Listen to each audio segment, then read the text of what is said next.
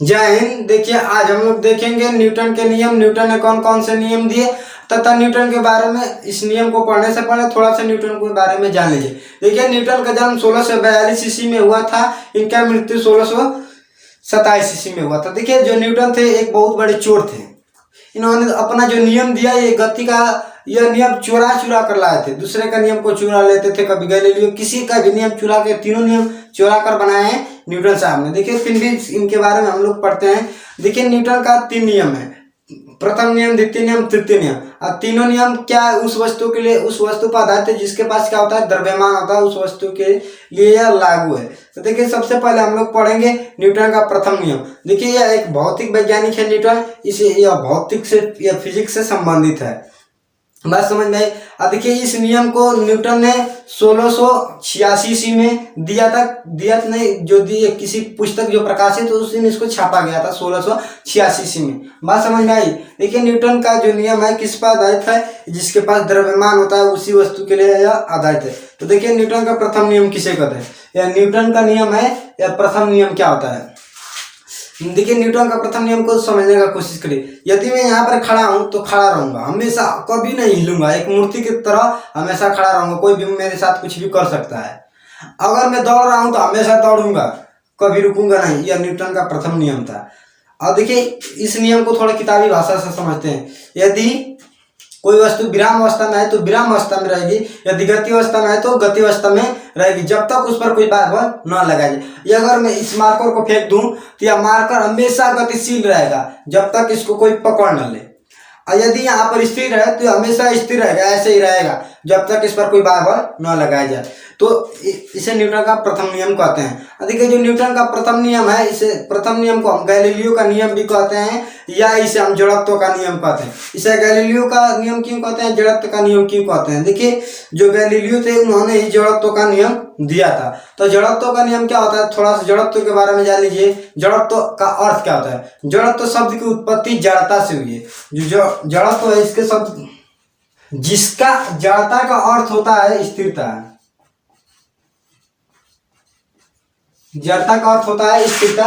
इसे कौन दिया था, गैलीलियो ने इसे दिया था। इसे क्या कहते हैं, गैलीलियो का नियम या जड़त्व का नियम भी कहते हैं। इन्होंने 3 नियम दिया। इस गैलीलियो साहब ने 3 नियम दिया। मैंने पहले बताया कि न्यूटन एक बहुत बड़े चोर थे।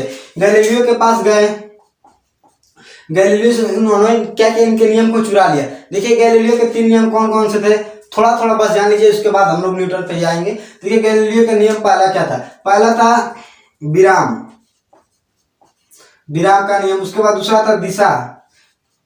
आज इसको मैं पूरा नहीं लिख रहा हूँ। विराम का जड़त्व इसको बोलेंगे, इसको दिशा का जड़त्व बोलेंगे, और इसको गति का जड़त्व बोलेंगे। क्या थे ये गैलीलियो के 3 नियम थे। इसके बारे में हम लोग नहीं पढ़ेंगे, इसके बारे में मैं कभी दूसरा वीडियो बना दूंगा। पहले अब थोड़ा सा जान लीजिए जड़त्व का मतलब क्या था। जड़त्व का मतलब, जड़त्व शब्द की उत्पत्ति जड़ता से हुई है, जिसका अर्थ होता है स्थिरता या रुकना ही क्या है, यही है स्थिरता। तो इसके इन्होंने 3 नियम दिया, तीनों को हम लोग बाद में पढ़ेंगे। क्या इसी तीनों नियम को गए थे गैलीलियो के पास, क्या किए, न्यूटन ने चुरा कर अपने प्रथम नियम में शिफ्ट कर दिया। तो देखिए प्रथम नियम न्यूटन के क्या थे, तो यदि कोई वस्तु गतिशील है और विराम में है तो हमेशा गतिशील रहेगी, विराम है तो विराम में रहेगी जब तक उस पर कोई बल न लगाए। यदि मैं यहाँ से कूद जाऊं तो हमेशा के लिए आसमान में, अंतरिक्ष में जाता रहूंगा, जाता रहूंगा, जाता रहूंगा। भगवान भी टेंशन में हो जाएंगे कौन आ रहा है भाई ऊपर। तो बस में न्यूटन ने प्रथम नियम दिया, इसे न्यूटन का प्रथम नियम कहते हैं। तो जो न्यूटन का प्रथम नियम है ये किसको परिभाषित करता है, तो न्यूटन का प्रथम नियम यह बल को परिभाषित करता है। जैसे मान लीजिए कि यह क्यों बल को परिभाषित करता है, मैं अभी इसको बता रहा हूँ। देखिए जो न्यूटन का नियम है बल को परिभाषित करता है, तो बल के बारे में थोड़ा सा जान लेते हैं। बल वह बाह्य कारक है, बल वह बाह्य कारक है जो किसी वस्तु को स्थिति, उसकी अवस्था परिवर्तित कर दे। मतलब कि जो अगर वह रुका है ना तो उसकी स्थिरता को बदल, मैं यहाँ पे रुका हूँ तो बल मुझे लगा कर कोई यहाँ पर धक्का देकर यहाँ पर कर सकता है। तो बल वह बाह्यकारक है जो किसी वस्तु के स्थिति को क्या कर दे, बदल दे। तो इस प्रथम नियम में यही सिद्ध होता है कि क्या है, बल की परिभाषित किया न्यूटन ने प्रथम। अब देखिए थोड़ा सा द्वितीय नियम, तो इसको यहाँ पर थोड़ा सा लिख लीजिएगा, बल को क्या क्या परिभाषित किया।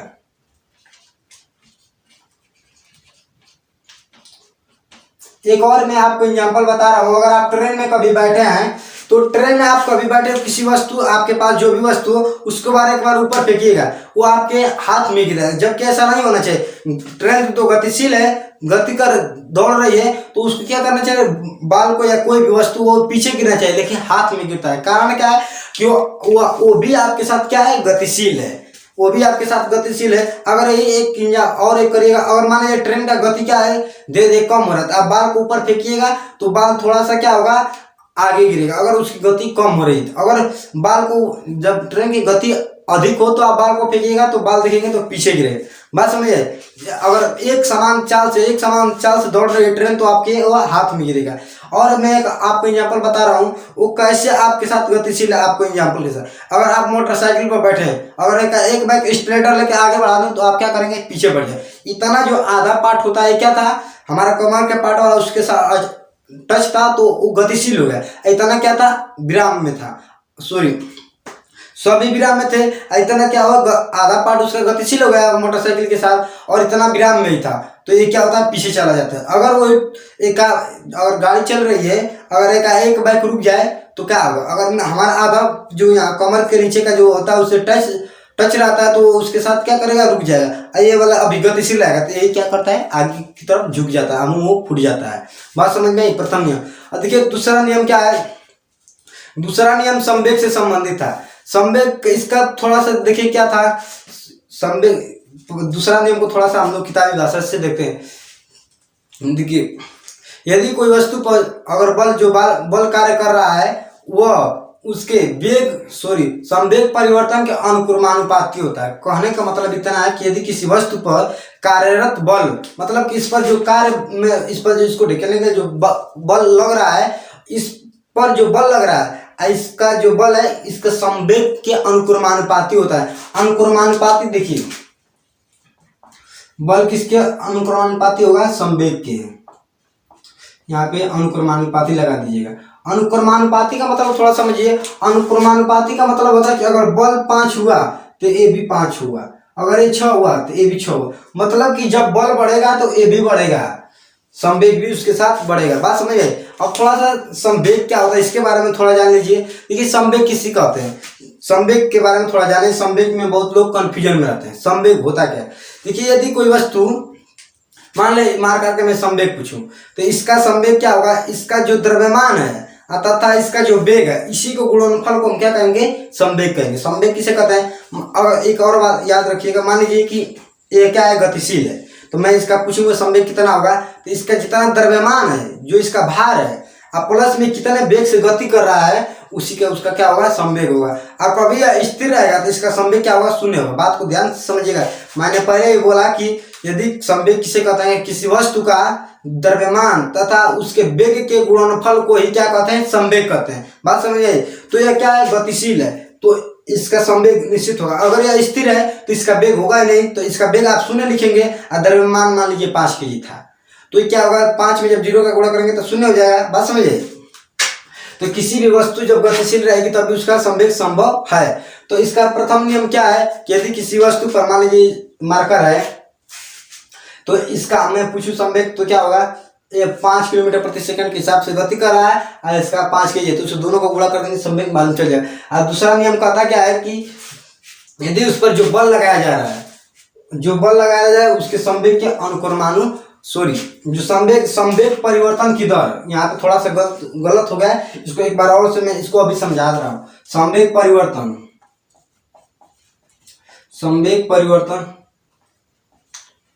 की दर का संवेग परिवर्तन का दर का मतलब नहीं समझ में आ रहा है, अभी समझ में आ जाए। संवेग परिवर्तन की दर जहां भी दे दे, इसका मतलब होता है समय, चक्रवृद्धि ब्याज की दर, मूलधन की दर। ये क्या है, दर का मतलब क्या होता है, समय होता है। जैसे वेग की दर मतलब कितने वेग में कितने समय में चला, तो दर का मतलब आप कभी भी समय समझिएगा, वो भी छोटा सा समय। तो संवेग परिवर्तन मतलब जो यहाँ से संवेग में कोई परिवर्तन